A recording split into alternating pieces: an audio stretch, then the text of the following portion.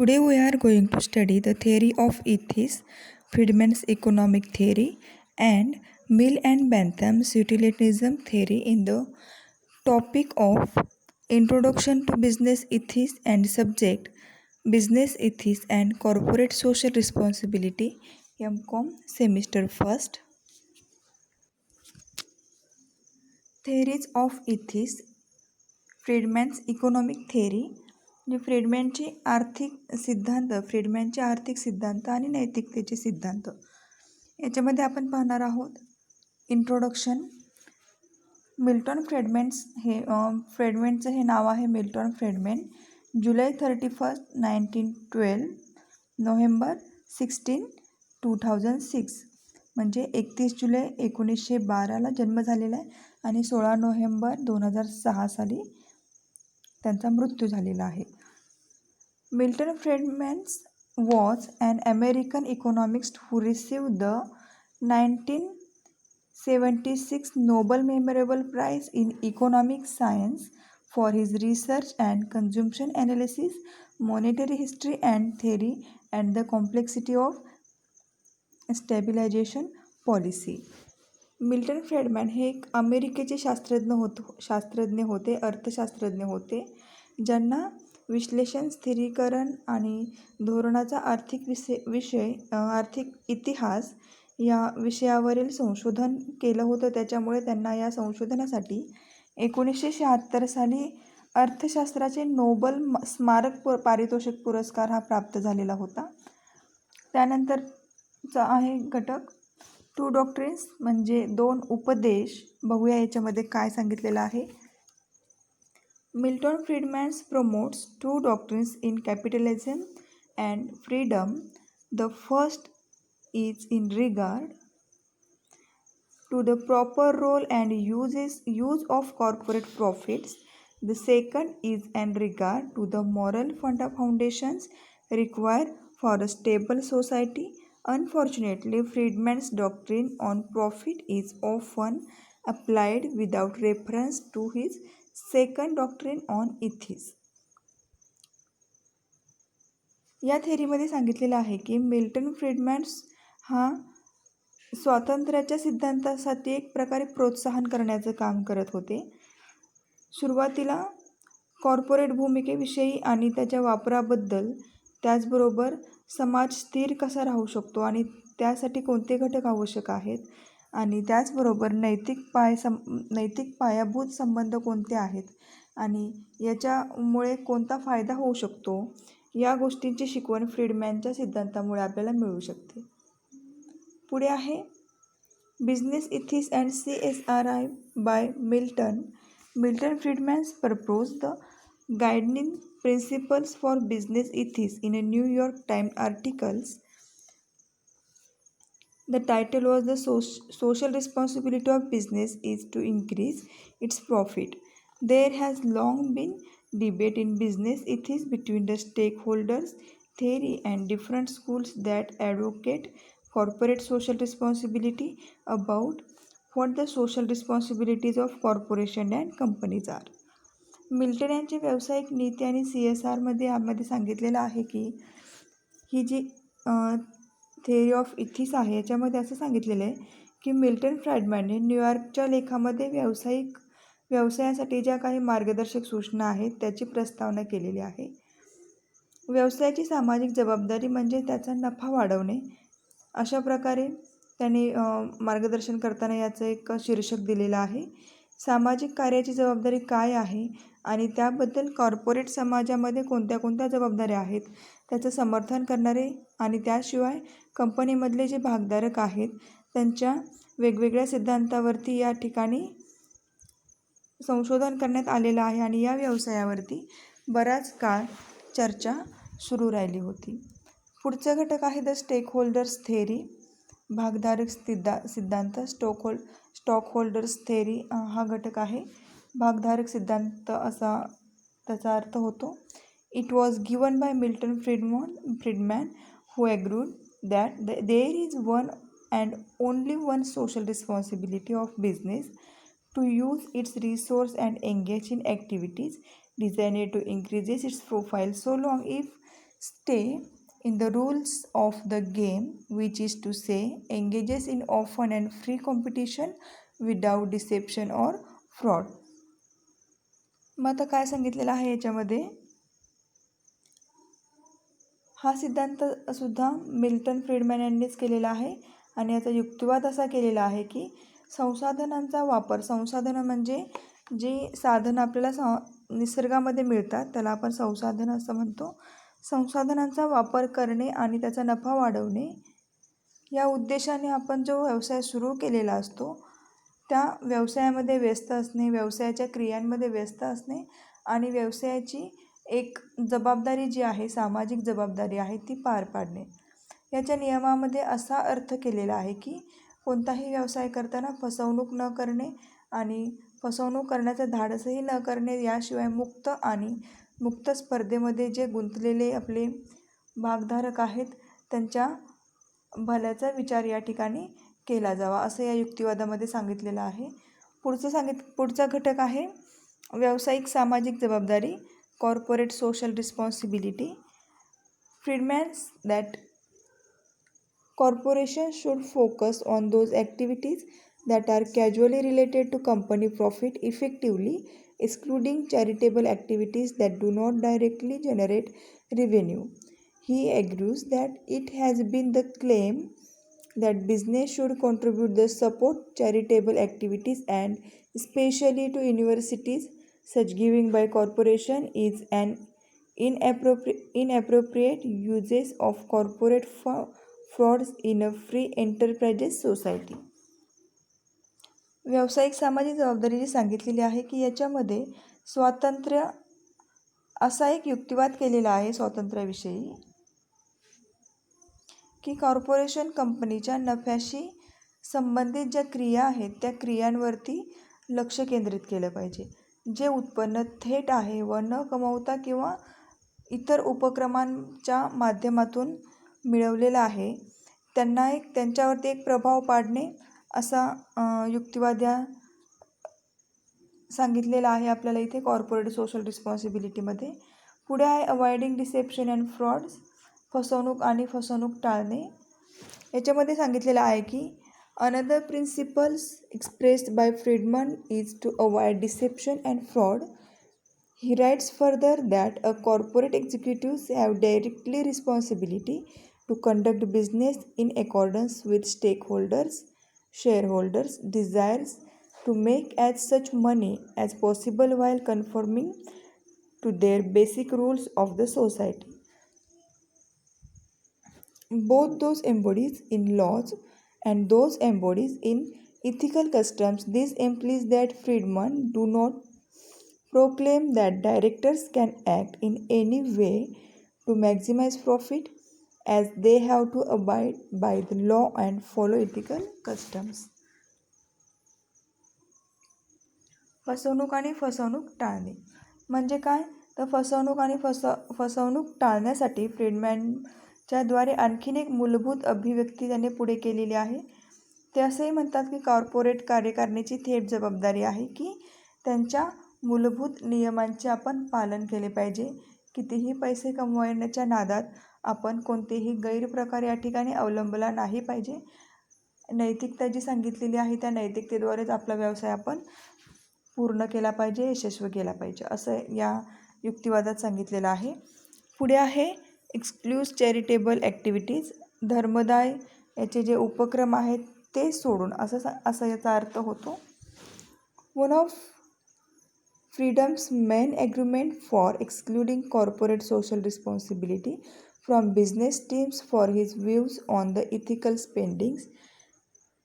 Spending your own money on yourself, spend wisely. Spending your money on others, spend wisely but challenging. Spending people's money on you, little incentive to economics.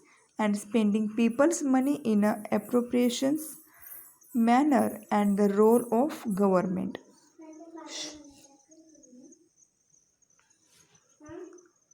याच्यामध्ये आपल्याला असं सांगितलेलं आहे की नैतिक खर्चामध्ये त्यांच्या दृष्टिकोनातून, व्यावसायिक संघातून आणि कॉर्पोरेट सामाजिक जबाबदारीतून या सगळ्या गोष्टी वगळण्यासाठी फ्रीडमॅनचे काही युक्तिवाद सांगितलेले आहेत.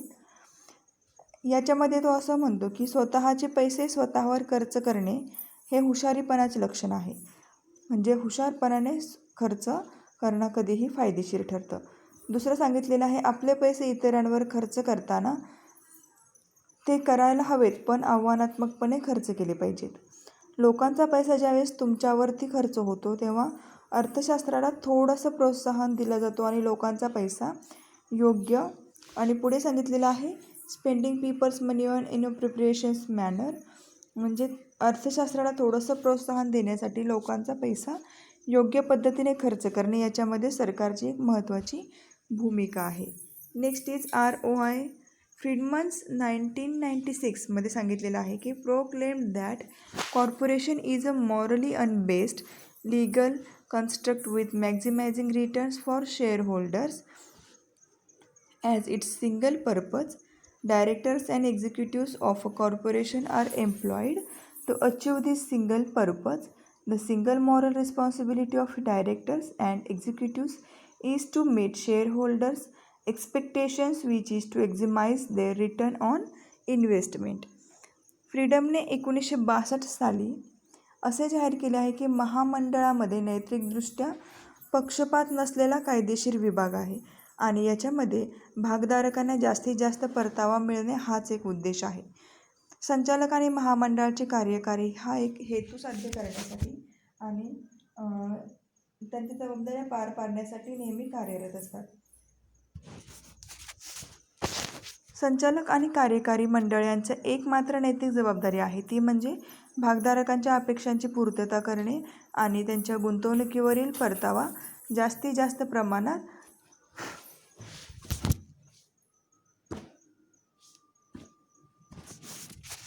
त्यांना परत करणे असा होतो. पुढे आहे सोशो इकॉनॉमिक स्कूल म्हणजे सामाजिक आर्थिक शाळा. याच्यामध्ये काय सांगितलेलं आहे,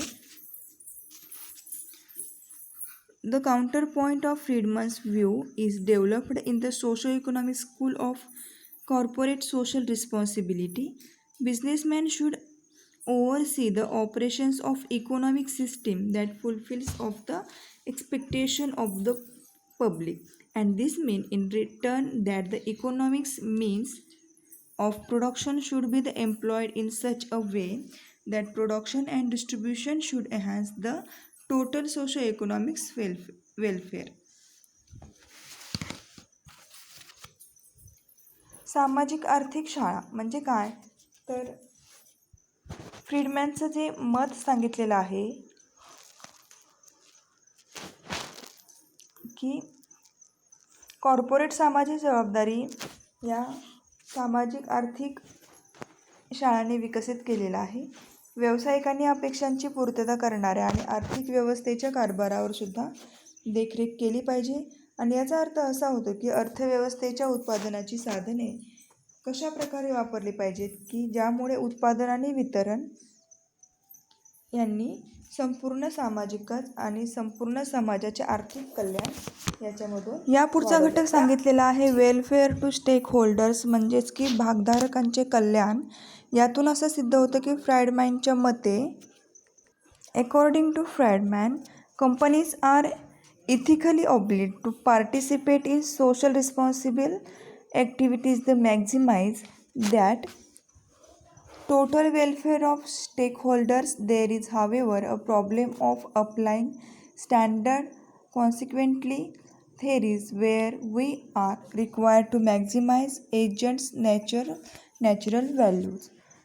भागधारकांचे कल्याण याच्यामध्ये आपण पाहतोय की फ्राइडमॅनच्या मते कंपन्या नैतिकदृष्ट्या जबाबदार असतात की कामामध्ये आपलं व्यवस्थित काम केलं पाहिजे, सगळ्या जबाबदाऱ्या व्यवस्थित पार पाडल्या पाहिजेत आणि प्रत्येक कर्मचाऱ्याला की भाग घेणे हे बंधनकारक आहे असंही या ठिकाणी याच्यातून आपल्याला सांगितलं जात आहे. आणि जे भागधारक आहेत त्यांचे एकूण कल्याण वाढवलं जाणं, एकूण कल्याण होणं हे या युक्तिवादातून सांगण्याचा प्रयत्न केलेला आहे. Welfare of share holders.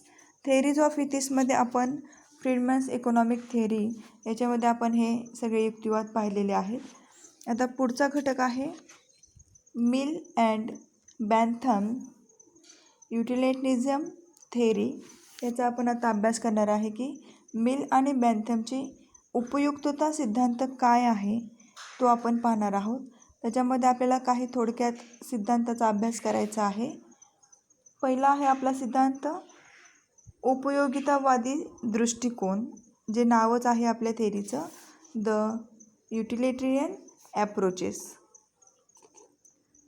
Utilitarianism was conceived that the 19th century by Jeremy Bentham and John Stuart Mill to help legislators determining which laws were the morally best. Both Bentham and Mill suggested that ethical actions are those that provide the greatest balance of good over evil. उपयोगितावादी दृष्टिकोनामध्ये Jeremy Bentham and John Stuart Mill यांनी युटिलिटीवादाची कल्पना केली होती. यानुसार नुकसान हे नैतिकतेवर आधारित आहे हे ठरवण्यासाठी मदत करण्यासाठी बेंथम आणि मिल या दोघांनीही सुचवली होती की नैतिक कृती ही खूप मोठी आणि एक चांगली गुंतवणूक आहे आणि त्याच्यामुळे कंपनीला किंवा व्यवसायाला एक प्रकारे फायदा होऊ शकतो. पुढे सांगितलेलं आहे Bentham's according to Bentham's recognizes the fundamental role of pain and pleasure in human life, disapproves of an action of the basis of the amount and pain and pleasure brought about consequences, quotes goods with pleasure and evil with the pain, and asserts that pleasure and the pain are capable to quantification. Hence, measuring pleasures and pain, Bentham introduced the following criteria: intensity, duration, certainty, uncertainty, and nearness or fairness. He also includes the fraudy and its purity. Fraudy and its priority म्हणजे काय? तर बेंथिनच्या मतानुसार या ठिकाणी सांगितलेलं आहे की मानवी जीवनात वेदना आणि मूलभूत भूमिका या गोष्टी ओळखणं महत्त्वाचं असतं. वेदना किंवा आनंद किती प्रमाणात आपल्याला होऊ शकतात किंवा आपण आणू शकतो त्या आधारावरती पोहोचणं म्हणजे एक प्रकारचा परिणाम इथे सिद्ध केलेला आहे. सुखवस्तू आणि वाईट वस्तू म्हणजेच की सुख आणि दुःख समान आहे असं म्हटलं जातं की आनंद आणि वेदना मापन करण्याचं कोणतंही साधन नाही आहे, पण ते सक्षम आहेत की या दोन्हीही गोष्टी मोजण्यासाठी बेंथमने काही निकष सादर केलेले आहेत. त्याच्यामध्ये तो असं म्हणतो की तीव्रता, कालावधी, निश्चितपणा, अनिश्चितता किंवा जवळीकता, वाजवीपणा ह्या ज्या गोष्टी आहेत त्याच्यामध्ये सुद्धा आपण या गोष्टी तोलू शकतो. पुढे आहे जॉन स्टुअर्ट मिल. त्यांनी पाहूया काय सांगितलेलं आहे, त्यांचं मत काय पाहूया. He adjusted the more hedonistic techniques, Bentham's philosophy and emphasizing it is not the quantity of pleasure but the quality of happiness that is central and utilitarianism. The calculus, the unreasonable quality cannot the qualified, and all utilitarianism refers to the greatest happiness principles to seek the promote the capability of achieving happiness. याच्यामध्ये John Stuart mills असं सांगतात की त्यांनी अधिक उत्कट प्रवृत्तींच्या गोष्टींना सामोरे जाण्यासाठी एक तत्त्वज्ञानाचं समायोजन केलेलं आहे. तर आनंदाचं प्रमाण आपण त्याच्यामध्ये मोजू शकत नाही, पण जे सुखद गोष्टी आहेत त्यांना केंद्रस्थान बनवून आपण त्याचं थोडक्यात मापन करू शकतो. याच्यामध्ये अवास्तव गुण पात्रता असू शकत नाही, परंतु कॅल्क्युलस हा असा प्रकारे सांगितलेला आहे जॉन स्टुअर्ट मिल यांनी की उपयुक्तता हा सर्वात मोठा आनंद आहे आणि तो आनंद आपल्या चेहऱ्यावरून दर्शवला जातो आणि तो आनंद मिळवण्याच्या क्षमतेस आपण प्रोत्साहित करण्याचा प्रयत्न करत असतो. पुढे सांगितलेलं आहे, पुढचा घटक आहे difference and contributions between the theories of Mill and Bentham. म्हणजे काय? मिल अँड बेंथम यांच्या सिद्धांतामधील हे योगदान कशा प्रकारे दिलेलं आहे. मिलचा सिद्धांत बेंथमच्या विचारापेक्षा थोडासा वेगळा आहे. तो कसा ते पाहूया.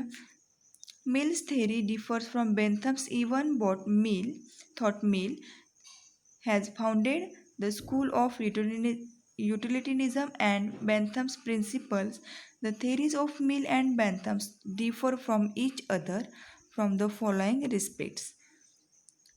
हा जो सिद्धांत आहे तो बेंथमच्या विचारापेक्षा वेगळा आहे असं मिलचं मत आहे की मिलने बँथमच्या तत्वावरती युटिलिटीची जी स्थापना केली होती त्याच्यामध्ये काही सिद्धांतामध्ये काही फरक आहेत ते पुढील प्रमाणे पाहूया आपण. Qualitative distinction and tendencies and pleasure. Bentham does not admit of any difference and tendencies and all pleasures, but Mill classified human tendencies and sensuous pleasure orienting from animal tendencies is not everything mental or pleasure is far superior. बँथमने कोणत्याही गोष्टीमध्ये फरक नसल्याचे सांगितलेलं आहे आणि ती गोष्ट म्हणजे अशी की प्रवृत्ती आणि आनंद हे मान्य केले तरच होऊ शकतो, मान्य केले नाही तर या गोष्टींचा आपल्यावरती कोणताही फरक पडू शकत नाही. मिलच्या वर्गीकरणानुसार मानवी प्रवृत्ती आणि प्राण्यांच्या प्रवृत्तीतून होणारी जी आनंदी होण्याची जी कल्पना आहे ह्या दोन्हीही गोष्टी अत्यंत वेगळ्या आहेत. म्हणजेच की मिलने प्राणी आणि मानव व्यक्ती किंवा या ठिकाणी सांगितलेलं आहे की प्राणी आणि मानव हे दोन्हीही वेगवेगळ्या गोष्टी आहेत. पुढे आहे difference in the assumption that humans nature. मानवी स्वभावाबद्दल याच्यामध्ये जी गृहीतकं सांगितलेली आहेत त्याच्यामध्ये काय फरक आहे. Actual Mill and Bentham's differs their assumption relating to human nature. Bentham's did not look upon man's as anything better than animal. According to Mill, man is not merely an animal, is superior to animal. He has the intellectual pleasure and superior to sensual pleasure. Man's important due to his intellect.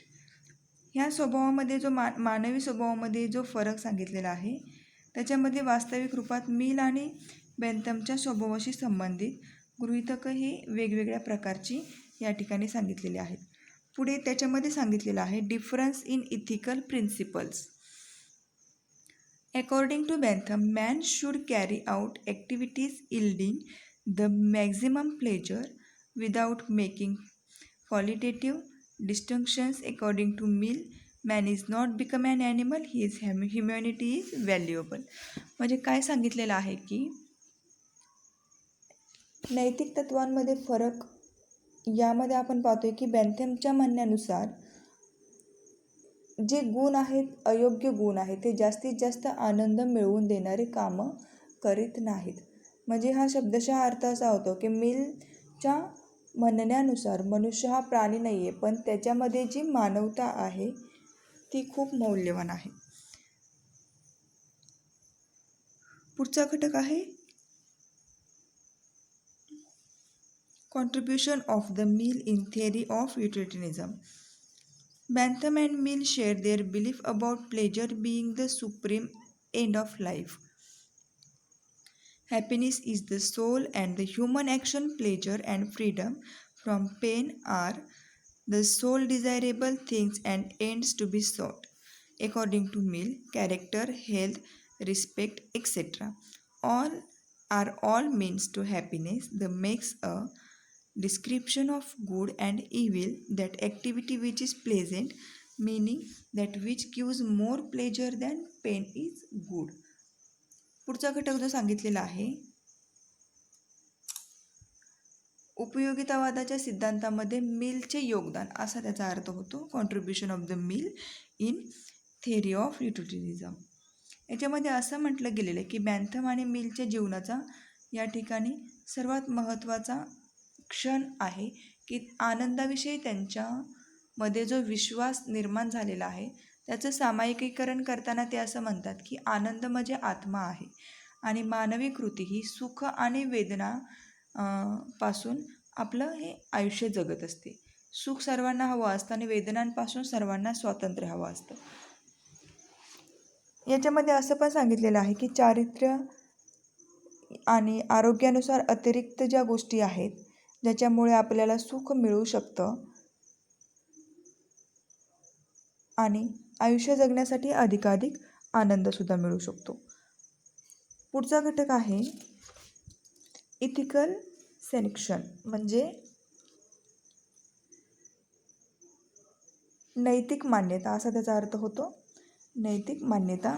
Mill does not rest satisfied having taken the origin of selflessness to be selfishness but to make it natural. He also points towards an internal sanction. As for Bentham's ethical sanction, he treats them as external selfless activities taking place due to them are also inspired by internal selflessness. Thus, the mill add to this external section and internal section of will. नैतिक मान्यता असा अर्थ होतो ethical सँक्शनचा.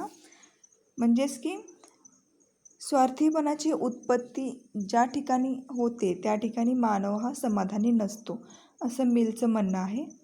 परंतु ते स्वाभाविक बनण्यासाठी किंवा तो आंतरिक मनाच्या आंतरिक गोष्टीतून या गोष्टीकडे मंजुरी जर दिली, आपलं लक्ष वेधलं गेलं तर ती भावना जी आहे ती भावना ही आपल्याला स्वार्थाच्या दिशेने घेऊन जाण्याचा प्रयत्न करते. म्हणून असं सांगितलेलं आहे की अंतर्गत स्वार्थाद्वारे जी प्रेरणा आपल्याला मिळते त्याच्यामध्ये मिल असं सांगतो की बाह्य मंजुरीमध्ये आणि अंतर्गत मंजुरीमध्ये सुद्धा या स्वार्थाची भर पडत असते. अशा प्रकारे आपण मिल अँड बेंथमची युटिलिटिझमची थेअरीचा अभ्यास केलेला आहे. याचा पुढचा घटक आहे कॅन्ट्स डेंटोलॉजिकल थेअरी. याच्यामध्ये सुद्धा आपण ॲप्रोचेस पाहणार आहोत. या टॉपिकमध्ये इंट्रोडक्शन टू बिझनेस इथिक्स या टॉपिकमध्ये आपण सगळे अर्थशास्त्रज्ञ जे आहेत त्यांचा अभ्यास आपण करणार आहोत. त्यांचे प्रत्येकाच्या काही थेअरी आहेत, काही नियम आहेत, दृष्टिकोन आहेत, त्या सगळ्याचा आपण सेपरेटली अभ्यास करणार आहोत. यामध्ये महात्मा गांधींचा सुद्धा जो ॲप्रोच दिलेला आहे त्या ॲप्रोचचा सुद्धा आपण या ठिकाणी अभ्यास करणार आहोत.